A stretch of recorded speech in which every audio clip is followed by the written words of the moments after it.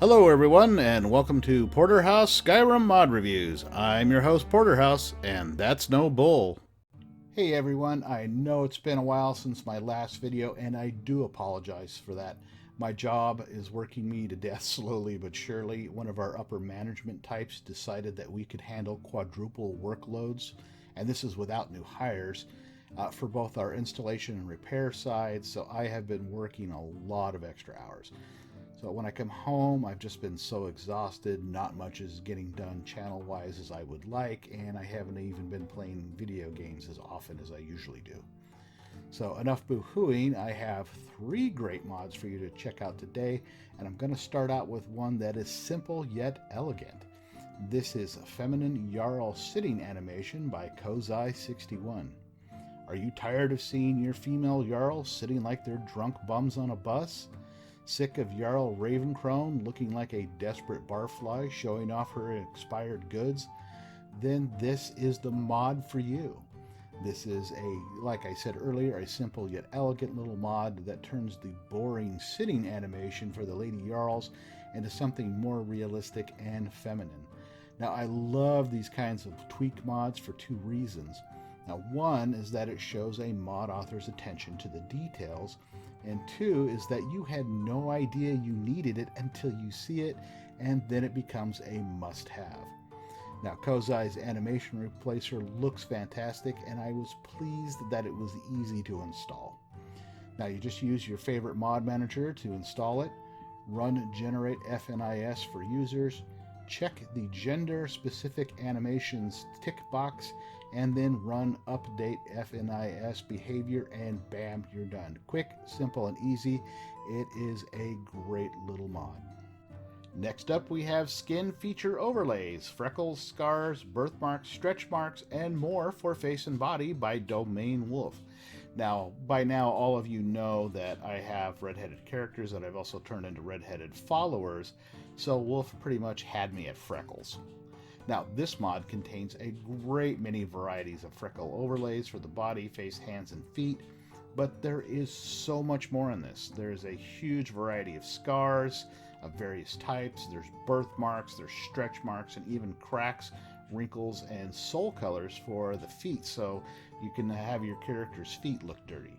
Now, the mod author really went all out on this. I honestly spent by now probably a couple hours in race menu just playing with all the various overlays for all of the locations and just basically digging in and seeing what it had to offer. Now, the hardest part, I will warn you, is getting the coloration right. Now, freckles are fairly easy. Scars, birthmarks, and especially stretch marks, not so much. What I suggest is you might do some Googling for research, especially with the stretch marks. Beware, some of those pictures can be a little racy. Just watch out. So, it will take some work to get the coloration correct. Now, I even went as far as to load up Kira, since she is a mom, and try her out with some stretch marks. And it probably took a good 5 to 8 minutes of tinkering to get the coloration the way I liked it and I thought looked realistic. Now, once it was done and I saved her and pulled out a race menu, it looked fantastic. It really did look like stretch marks. Now, the mod author has thoughtfully provided 2 versions of the mod, one in 2K and one in 4K. Now, there are some requirements for the mod. Race menu, of course, since it is a race menu overlay mod. And there's also a mod in the optional downloads that will allow you to use high-definition tint masks, and you're going to need that if you want it to look right. Now, if setting up tint resolutions is something that you want to do for yourself, then there is a handy guide also by DomainWolf available for you to look at online on the Nexus, and I will be sure to include the link to that as well. Last but not least, we have the Great Cities mods by Soldierofwar. Now, I'm going to start out by saying that there's actually 5 of these mods, and those cover Winterhold, Dawnstar, Dragonbridge, Falkreath, and Morthal. Now, for this review, I'll just be covering 2 of them because I had an interest in those particular ones. Now, first up, looking at Morthal, the reason I wanted to try this one out was because Morthal has always struck me as looking more like a squatter's camp than a real viable village, and the mod author has fixed that. Now, Morthal has a surrounding stockade wall, gates, guard towers, and even a drawbridge that really give it the touch that I think it needed to make it look like a thriving community. Now, I was particularly enamored of the changes to the docks and the drawbridge because, being a swamp village, it would depend at least partially on fishing for its economy. So having, more complicated docks and a drawbridge that would raise to let the boats out to go do their thing made perfect sense to me. The mod author also added a general store stall across from High Moon Hall and even added a home for the vendor, which I found to be a nice little touch. So now we're going to take a look at Winterhold. Now, it has always bothered me that Winterhold seemed tiny and insignificant for a village that is next to a college. Now, I grew up in a community where there's actually a couple college towns not too far away in either direction. And so those communities around the colleges thrive. So even after the disaster that struck the area, wiping out a portion of Winterhold, there still should be signs that it was once a more grandiose place. Well, Soldierofwar fixed that and did it in a big way. So now Winterhold looks like what you would expect from a town that is at the crossroads to a great college.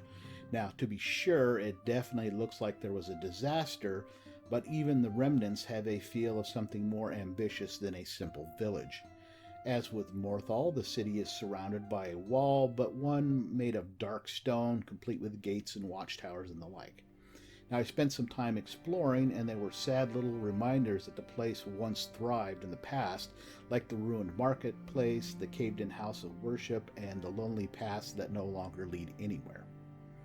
As with Morthal, the mod author added a vendor, this time a blacksmith with a functioning smithy, complete with an enchanting table that you can use. Now, once again, this demonstrates an attention to detail that I like to see in a mod. Now, both mods are completely nav mesh, so you can bring your followers along anywhere you go in the cities. Now, one of the things I look for in a mod like this is for flaws, that is. I look for gaps, textures that are badly joined, missing meshes, and the like, and I found none of this in either of the mods. Everything looked great, and even more made perfect sense in the layout and in the composition. Now, one of the other things I would look for is an FPS drop. Now, I found none of that in Morthal. I kept a steady 60 FPS through the entire thing. But I did have like a minor drop in a couple places in Winterhold, not enough to really affect my gameplay at all. In fact, it was almost barely noticeable. Now, I've looked at other city overhauls before and ended up simply uninstalling them because they lagged my game out, even with my GTX 980 Ti and 32 gigabytes of RAM in my computer. So overall, I'm quite pleased with these two overhauls that so much that I am currently downloading the Falkreath one as well. Now, normally at this point I would have action clips, but since none of the mods I went over have anything to do with monsters, armor, or weapons, we're just going to go straight into my final thoughts on everything that we've gone over. Now, first up, the Feminine Jarl Sitting Animations was, as I said before, a mod I didn't know I needed until I saw it. It's a simple yet significant change that I think really adds to the game. I don't think anyone will argue that men sit like men, women sit like women, so this mod is a real gem. Now, the mod author also has an adorable follower mod that you need to check out as well, and I will put a link to that in the description down below. Skin Feature Overlays is a mod that has decidedly found a permanent place in my load order. The numerous freckle patterns to me seem like they had been copied from real life. Now, the scars, stretch marks, and birthmarks are a cherry topping on a mod that had sold me just on the freckles alone. Now, I probably spent a good couple hours exploring and playing with this mod, and poor May at one point looked like a freckled survivor of a bear attack, and Kira looked like she'd had 8 kids. Now, even so, I don't think I tried everything out. Now, I was talking with the mod author online, and he said if I have any suggestions, well, I do, and I'm going to put them in this video. And one of those is that you need more neck freckle patterns. And then the other thing is maybe matching sets by name, so you have like set 1 for face, body, hands, and feet, and neck, so that everything goes together and the patterns, the number of freckles, and the size of the freckles all match through an entire set. Now you could probably still mix and match them, but it's just a suggestion. It is otherwise an absolutely excellent mod. Now I did notice that there were some gaps in the freckle dispersion between the neck and body, so this is kind of why I suggested this. Now that being said, I am in the planning stages of designing a new follower mod, and I can already see myself using at least the freckle patterns in this mod with the author's permission, of course. The Great City mods are something I feel filled the gap between how the cities should have been and how Bethesda actually executed them in the game. The detail, layout, and feel to the changes the mod author made look fabulous, and everything makes absolute sense. Morthal now looks like a thriving fishing community, and Winterhold has a sad air of lost grandeur mixed with a stoic persistence. The added NPCs in both locations was a nice touch and give the perception of activity that you would expect even in a partially destroyed city like Winterhold. Now, one of the things that caught my eye was that the cities now have walls. Now, anyone who has played Skyrim for more than an hour knows how dangerous the place can be between dragon attacks, bandits, wolves, and trolls, and the like. So having a stout wall to protect the populace makes absolute sense. The detail and worn architecture in both mods lends itself to the sense of age that the settlements would have in the Old Kingdom. Now, finally, I want to say that I played with a lot of city overhaul mods, and I will go on record saying that these are definitely the best I have seen. Well, that's it, folks. 3 great mods from 3 great modsmiths. I highly recommend that you download and try out all 3 of these mods and see what you think. If you like them as much as I do, then be sure to endorse them, vote up your favorite for File of the Month, and maybe drop the mod author a note of thanks. I hope you found my video both helpful and entertaining, and if so, be sure to hit that like button, leave me a comment, and subscribe to my channel if you have not already done so. Once again, I'm your host, Porterhouse, and I will see you all at the next review.